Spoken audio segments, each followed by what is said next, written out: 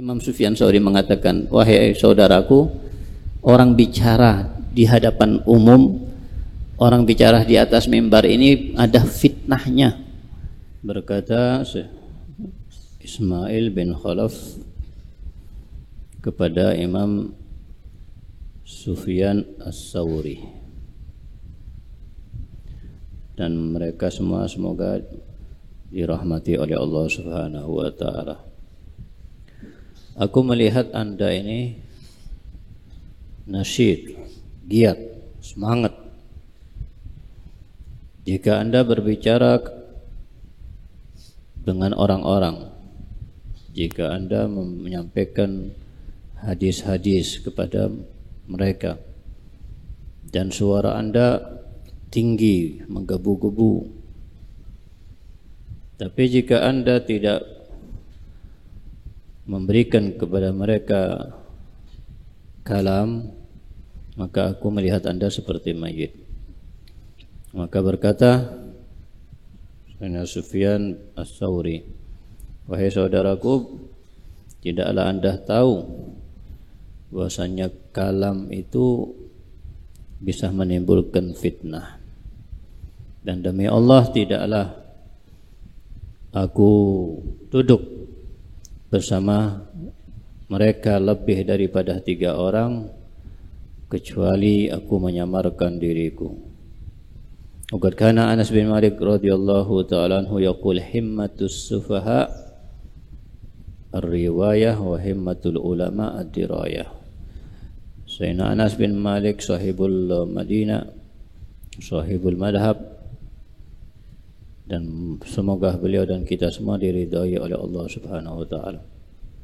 Beliau berkata, himmahnya orang-orang bodoh itu hanya cuma untuk meriwayatkan ilmu, dan himmahnya ulama itu betul-betul ingin mendapatkan pengetahuan ilmu. Karena Ibrahim An-Nakhai rahimahullah taala yaqra al-qasas, yani al-wa'd, wa yaqul balaghana anna Amirul Mukminin Ali radhiyallahu ta'ala anhu dakhal masjid Kufah fara'a qasan yaqussu 'ala an-nas faqala ma hadha, qala shahsun yuhaddis, faqala hadha rajulun yaqul i'rifuni ana fulan. Dan dikatakan bahwasanya Ibrahim An-Nakhai, beliau tidak suka dengan cerita-cerita yang diceritakan kepada mereka, dan beliau berkata, telah sampai kepada kami bahwasanya Amirul Mukminin Sayyidina Ali radhiyallahu ta'ala anhu pernah suatu waktu masuk masjid di Kufah, salah satu kota di Irak, dan kemudian di situ beliau melihat seseorang yang sedang bercerita dengan cerita-cerita kepada mereka. Dan kemudian Sayyidina Ali bertanya, siapa orang ini? Maka mereka menjawab, ini orang yang sedang menyampaikan cerita-cerita kepada mereka. Maka Sayyidina Ali menjawab bahwasanya orang ini hanya mengatakan kepada mereka, ketahuilah atau tahulah kalian, aku adalah fulan, aku adalah fulan. Ini adalah semuanya bagaimana gambaran daripada salaf as-saleh, yang memang kitab ini menjelaskan bagaimana akhlak mereka, bagaimana sifat mereka, yang termasuk di antara yang disebutkan di sini, mereka itu betul-betul hati-hati dan teliti, jangan sampai gerak-gerik mereka itu, apa yang mereka lakukan ada terselip di situ niat yang tidak baik, ada sifat riya, ada sifat yang tidak ikhlas karena Allah SWT. Jadi itu teliti, jadi itu diperhatikan oleh mereka. Jadi bukan hanya beramal perhatiannya, tapi tidak memperhatikan bagaimana diterimanya amal mereka. Kullu syai'in halikun illa wajhah, yang dikatakan oleh sebagian ahli tafsir dalam tafsir Isyari. Kullu syai'in halikun ini di sini adalah kullu amilun, kullu amalin, setiap amal perbuatan. Halik ini ghairu maqbul, hancur binasa, artinya tidak diterima oleh Allah. Illa wajhaina illa ma urida bihi wajhullah, kecuali yang dia inginkan ketika melakukan amalan tersebut hanya wajah Allah Subhanahu wa taala, hanya zat Allah Subhanahu wa taala, hanya ingin pahala di sisi Allah, hanya ingin ridhonya Allah, hanya ingin dekat dengan Allah, hanya ingin bahagia dengan surganya Allah Subhanahu wa taala, kecuali ini. Amalan yang lain-lain itu percuma. Nah, kita mungkin sebagian di antara kita semangat untuk kita beribadah, semangat ngajinya, semangat sholatnya, semangat baca wirid, semangat belajar, semangat juga khidmah dan lain sebagainya. Tapi kadang-kadang kita terlena, terselip, dan mengandung apa yang kita lakukan itu sesuatu yang tidak diridhoin oleh Allah Subhanahu wa taala, yaitu riya.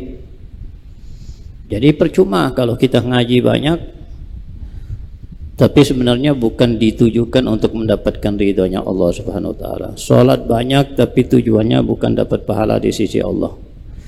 Dan tandanya akan hal tersebut, jika di saat apa yang kita amalkan ini, yang kita lakukan daripada ibadah itu diketahui oleh orang-orang, hati kita tidak berubah. Kita punya amalan mungkin ngaji di suatu malam 10 juz. Kita merasa tidak ada yang tahu. Suatu waktu kemudian ada yang datang kepadanya dan mengatakan kepadanya, "Ana lihat, Masya Allah ente ya ngaji tadi malam sampai 10 juz. Ente hebat, ente ahli ibadah, khusyuk, ente nangis." Ketika orang itu bercerita, berubah hatinya menjadi senang. Wah, ternyata ada yang tahu juga kalau anak banyak mengaji tadi malam. Nah, kalau dia sudah suka dengan apa yang diketahui oleh orang-orang daripada amal ibadahnya, ini tanda dia tidak ikhlas karena Allah Subhanahu wa taala. Kalau dia ikhlas, dia tidak peduli.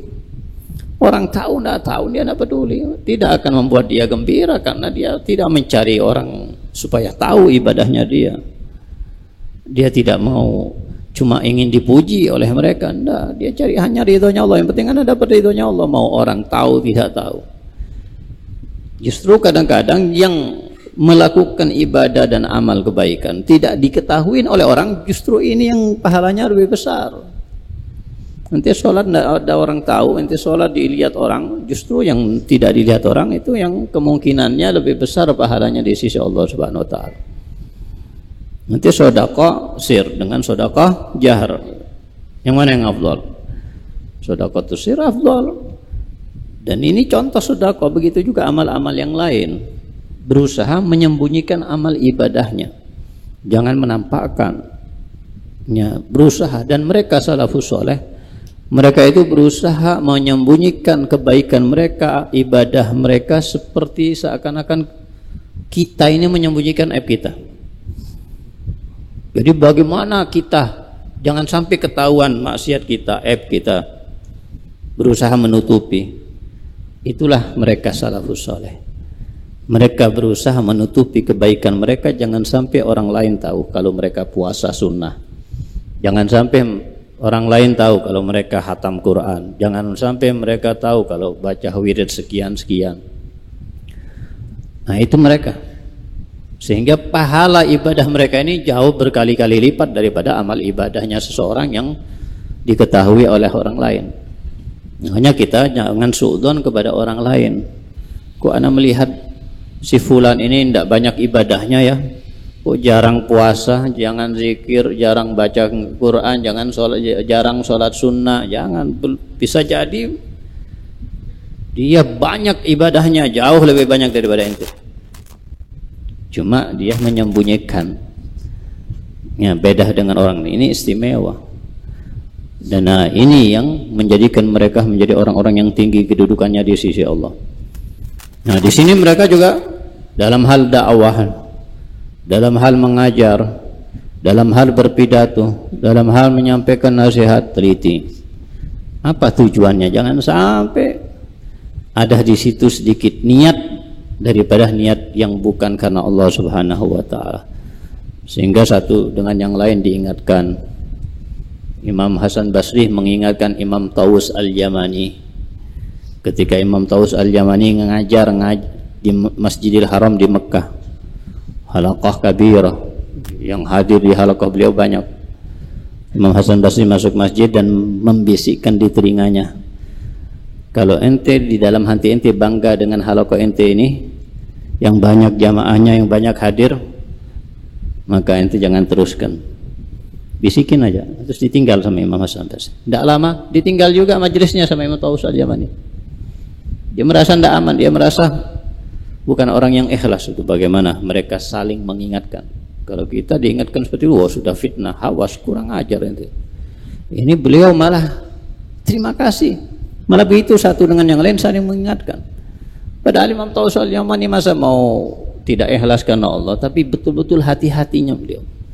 Dan apa yang dikatakan tadi yang kita baca juga Imam Sufyan Ats-Tsauri. Beliau kalau sudah mengajar di satu halaqah, kalau banyak jamaahnya beliau tinggalkan, tidak mau diteruskan. Khawatir timbul penyakit bangga.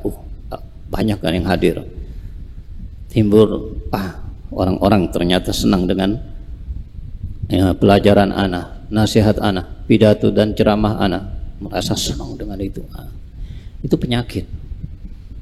Jadi sampai-sampai Imam Nawawi radhiyallahu taala anhu, beliau ini kalau ada di antara tokoh masyarakat yang hadir di majelis beliau tidak ngajar, beliau hentikan.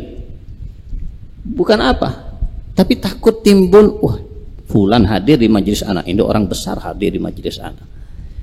Takut timbul seperti itu. Sehingga pernah juga Amir di Madinah tuh, gubernur di Madinah hanya beliau Imam Nawawi ini, berencana mau hadir, mau datang ke majelisnya Imam Nawawi. Maka beliau meliburkan majelisnya. Bukan justru tambah dibesar-besarkan. Nah ini beliau orang-orang yang top semua Imam Nawawi. Tapi begitu hati-hatinya daripada penyakit yang akhirnya jadi riya, yang akhirnya dengan bangga dengan majelisnya dihadiri orang besar, bangga dengan majelisnya yang hadir banyak, jamaahnya banyak, terkenal, viral. Nah ini yang dikhawatirkan oleh mereka. Dan mereka tidak suka dengan ketenaran, mereka tidak suka dengan kemasyhuran. Selalu murabbi ruhi Al-Alama Al-Faqih Habib Zainab Ibrahim Smith rahimahullah wa mata'anallah bituli hayatihi syarifah. Beliau seringkali menasihati santri-santrinya, jangan suka ketenaran, jangan suka kemasyhuran. Dan beliau yang di pikiran dan bayangan Al-Fakir memberikan nasihat dan mengatakan asy-syuhra ma tu'ti rif'ah, asy-syuhra ma tu'ti rif'ah. Kemasyhuran, ketenaran di antara mereka itu tidak sedikit pun menaikkan kedudukannya. Menaikkan kedudukannya bukan di mata manusia, tapi di mata Allah Subhanahu wa taala. Bukan yang terkenal berarti itu adalah yang terkenal di sisi Allah. Bukan yang terkenal di antara manusia berarti dia orang yang makomnya tinggi. Oh, Kiai fulan, Habib fulan, Syekh fulan, Masya Allah, ma'ruf, terkenal, viral, jamaahnya banyak. Bukan pasti dia orang yang makomnya tinggi di sisi Allah Subhanahu wa taala. Bukan itu patokannya, bukan itu. Ya, tapi bisa jadi yang mastur, tidak dikenal, justru dia yang tinggi makomnya di sisi Allah Subhanahu wa taala. Sehingga mereka mengatakan kam min masyhur bi barakat mastur. Bahkan banyak di antara mereka yang ma'ruf itu berkah daripada orang yang mastur. Berkahnya yang mastur, yang tinggi makomnya justru yang mastur itu. Nah ini keadaan mereka. Sehingga yang kita tadi baca tentang Imam Sufyan Ats-Tsauri, ditanya oleh seseorang, ente kalau bicara, ente kalau ceramah menggebu-gebu, semangat, tapi kalau enggak bicara sama orang, artinya enggak ceramah di sini, ngobrol biasa, ente biasa kayak mayit, diam aja. Itulah Imam Sufyan Ats-Tsauri mengatakan, wahai saudaraku, orang bicara di hadapan umum, orang bicara di atas mimbar ini ada fitnahnya. Nah ini fitnah.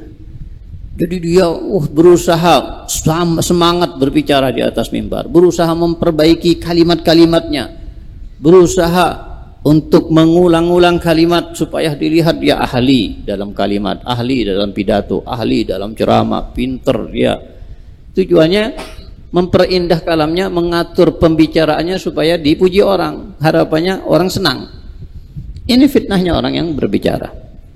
Ya, bukan hanya cari ridhonya Allah Subhanahu wa taala, tidak, tapi ada tujuan yang lain, senang dengan yang lain. Nah, ini Imam Sufyan Tsauri mengakui dirinya, itulah fitnah orang berbicara katanya. Ya, kemudian juga tentang Sayyidina Anas bin Malik, nasihat. Ini alhamdulillah kitab penuh dengan nasihat. Kitab ini ya kalimatnya sedikit tapi maknanya padat. Ya, kita baca kitab ini satu majelis berapa nasihat kita dapatkan. Alhamdulillah mereka mau menasihati, mereka mau menyampaikan hikmah-hikmahnya yang bisa kita jadikan sebagai sandaran. Andai kata mereka tidak berbicara, andai kata mereka tidak menulis, tidak sampai kepada mereka ilmu mereka, hikmah mereka, nasihat mereka, kita mungkin terombang-ambing, kita tidak tahu ikhlas itu gimana, kita tidak sadar diri kita ada riya. Nah, kita diingatkan, diwanti-wanti, jangan sampai begini, jangan sampai kita terjerumus ke dalam fitnah. Bukan berarti kita tidak boleh untuk menyampaikan, wah itu bagus, orang menyampaikan ilmu, menyampaikan hikmah, menyampaikan nasihat. Tidak ada tugas yang lebih mulia daripada tugas itu. Itu tugasnya siapa? Tugasnya Nabi Muhammad SAW. Itu adalah tugasnya para nabi. Mereka sehari-hari menyampaikan nasihat, menyampaikan ilmu, menyampaikan hikmah. Sekarang mereka tidak ada para nabi. Siapa yang menggantikan mereka? Ulama. Tugas yang paling mulia. Maka ballighu anni walau ayah. Sehingga diperintahkan oleh Nabi SAW untuk menyampaikan. Ballighu anni walau ayah. Sampaikan. Anni tapi bukan anhum, bukan anna.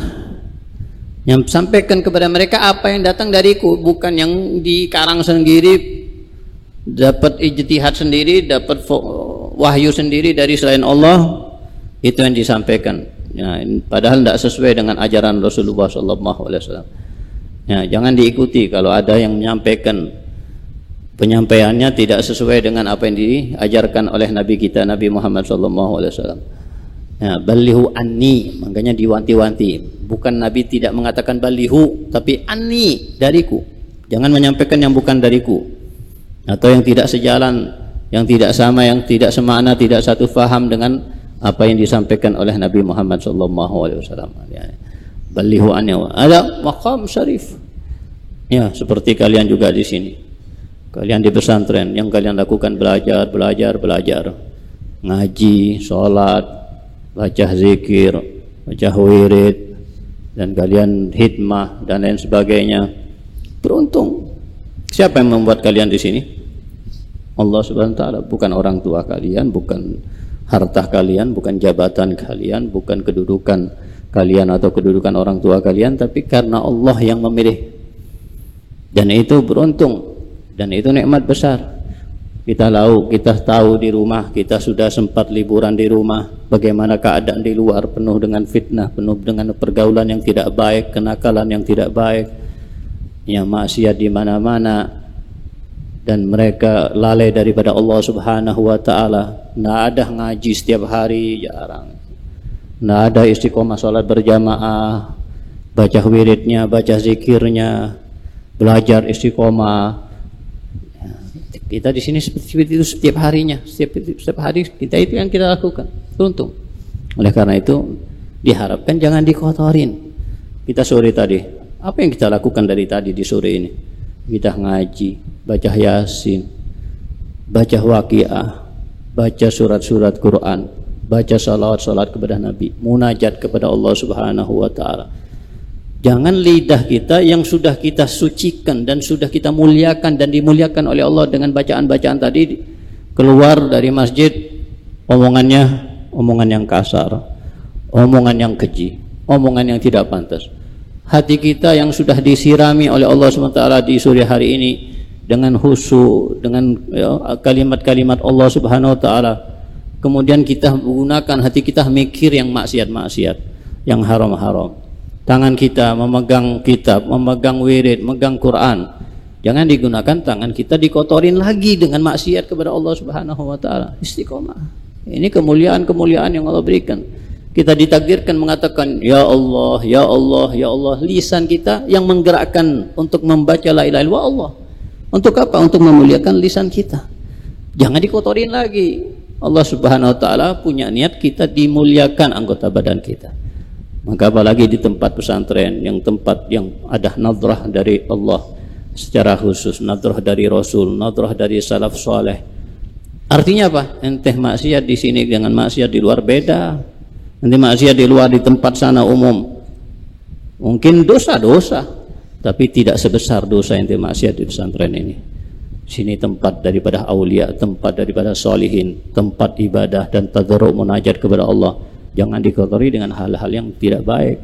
Tapi hati-hati, dosanya bisa jadi ente yang sudah sampai tinggi kemuliaan ente dalam satu lahzah, dalam sekejap turun serendah-rendahnya di mata Allah Subhanahu wa taala dengan satu perbuatan yang tidak diridhai oleh Allah Subhanahu wa taala. Nah, ini yang kita katakan tadi. Allah Subhanahu wa taala telah memuliakan kita semuanya dengan hal-hal yang baik yang ada di pesantren ini. Jangan kita rusak dan kita hilangkan kemuliaan tersebut dengan hal-hal yang tidak baik. Termasuk daripada apa yang kita lakukan di pesantren, cari ilmu, belajar. Kadang-kadang ada seorang santri yang di pondok belajarnya tujuannya hanya ini nanti bisa buat bahan ceramah, ini nanti bisa buat anak ngajar, nanti anak bisa buat bahan anak buka majelis, nanti bisa anak buat status di sosmed, kemudian apalagi dan lain sebagainya. Tujuannya hanya menyampaikan. Tidak ada tujuan, tujuannya bisa anak lebih dekat sama Allah dengan ilmu yang anak dapatkan nantinya.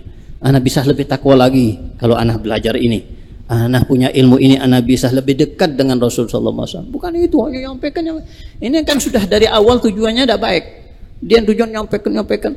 Tujuannya nanti orang senang, tujuannya nanti orang dia tahu, orang dia ahli ilmu, ahli hikmah dan lain sebagainya. Sudah dari awal niatnya tidak baik. Keluar dari pesantren nanti bukan ulama yang benar, tapi ulama su. Na'udzubillahi min dzalik. Dari awal sekarang datang dari rumah masing-masing. Perbarui niat yang baik. Dari awal itu sudah niat, perbarui niat. Mengapa nanti kembali ke pesantren? Niat perbarui. Dan istahdir tilkan niat al-katsira as-salihah fi qalbi. Dihadirkan satu persatu. Kalau perlu ditulis di buku. Untuk apa anak datang ke pesantren ini? Untuk apa anak kembali ke pesantren? Biar mantap niatnya. Anak betul-betul mau belajar sungguh-sungguh. Anak betul-betul mau mengamalkan setelah anak mengetahui ilmu yang anak cari di sini. Anak betul-betul mau khidmah. Anak betul mau ngaji, mau sholat. Anak betul-betul niat tidak mau melanggar, tidak mau malas. Anak betul-betul mau kepingin dekat dengan Allah, dekat dengan Rasul. Sehingga nanti dimudahkan sama Allah. Dengan niat-niat yang ente perbarui yang dihadirkan di dalam hati kita, Allah mudahkan nantinya untuk dapatkan apa yang sudah kita niat-niatkan. Ya, makanya dikatakan oleh salafus saleh an-niyah matiyah. Niat itu kendaraan. Kalau kita mau berjalan ke suatu tempat, kita butuh kendaraan untuk pergi ke tempat tersebut. Kalau kita tidak mengendarai kendaraan, kita akan lama karena lambat sampainya. Dengan kendaraan kita lebih cepat. Nah, itulah yang dikatakan salaf. Perbanyak niat solihah, maka niat solihah yang kita hadirkan dalam hati kita jadi kendaraan buat kita untuk mendapatkan apa yang kita cita-citakan. Makanya mereka itu mengajarkan niat terlebih dahulu sebelum belajar. Niat untuk apa yang dibelajar. Ya, maka perbarui niat, tulis di notes kita atau bahkan di kertas besar, taruh di tembok kita atau di ranjang kita supaya kita tidak lupa. Allah mudahkan aja. Anak kok sudah mulai melenceng daripada niat anak, Allah ingatkan. Nah, itu gunanya. Niat lebih penting daripada amal. Amal tidak ada niat tidak akan terjadi. Semuanya butuh kepada niat. Innamal a'malu bin niat. Nah, pentingnya salafus saleh sampai-sampai diajarkan niat dari semenjak kecil mereka. Semenjak kecil diajarkan bagaimana niat yang baik. Dan termasuk wasiat daripada Habib Abu Bakar bin Abdul Atas kepada santrinya yang tercinta Habib Ali bin Muhammad Al-Habsyi. Dua wasiat, salah satunya adalah ij'al likulli harakah ta'maluha niyyah salihah. Setiap langkah yang akan Anda lakukan, selipkan di situ niat yang baik. Jangan sampai tidak ada niat. Setiap gerakan, mau keluar rumah, mau pakai baju, mau makan, dan diajarkan kita makan niat yang soleh. Apalagi yang lebih dari itu, mau hadir majelis, mau ngaji, mau belajar, kembali dari rumah, mau nyantri, itu seharusnya untuk memperbanyak niat yang baik sehingga qawi. Ya, dikatakan mereka niyah asas. Niat itu fondasi. Bangunan tidak ada fondasi akan runtuh, akan jatuh, tidak akan kokoh. Maka dengan niat, insya Allah kita kuat dalam mencari ilmu sampai sukses. Insya Allah semuanya menjadi sukses. Insya Allah semuanya menjadi ulama yang baik, ulama muhaqqiqin, ulama qaimin bihukukillah, hukuki ibadillah, ulama yang dicintai oleh Allah, cintai oleh Rasul sallallahu alaihi wasallam, ulama yang mengamalkan ilmunya, yang ikhlas dengan ilmu dan amalnya, dan ulama yang bisa membimbing umat nantinya insyaallah ala hadiniyah kuliniyah salihah jami'ah syamilah li khairid dunya wal akhirah ila hadratin nabi sayyidina Muhammad sallallahu alaihi wasallam. Surah Al-Fatihah.